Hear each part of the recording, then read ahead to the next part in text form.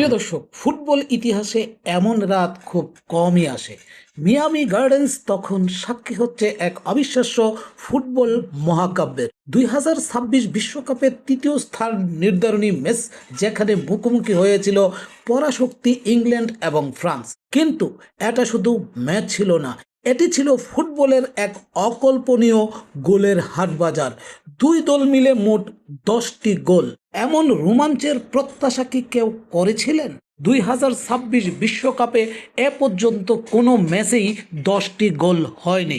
Match শুরুর বাঁশি বাজার 2 মিনিট 16 সেকেন্ড, ঘড়ির কাঁটা না ঘুরতেই ডেকলাইন রাইসের সেই বুলেট গতির শট ইংল্যান্ডকে এগিয়ে দিল।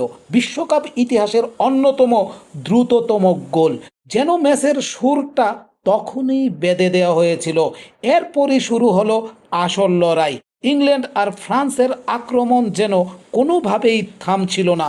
আক্রমণের পর আক্রমণ, প্রতি আক্রমণ। স্টেডিয়ামের দর্শকরা যেন এক মুহূর্তের জন্য চোখ ফেরাতে পারছিলেন না। সুপ্রিয় দর্শক, এই ম্যাচটি শুধু দলের সম্মানের লড়াই ছিল না, ব্যক্তিগত শ্রেষ্ঠত্বের লড়াইও ছিল তুঙ্গে। গোল্ডেন বুট জেতার জন্য যেন মরিয়া হয়ে উঠেছিলেন তারকারা।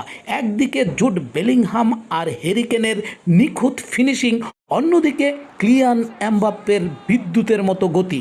ইংল্যান্ড এবং ফ্রান্সের এই ত্রিমুখী লড়াই ফুটবল প্রেমীদের উপহার দিল এক অবিস্মরণীয় প্রদর্শনী।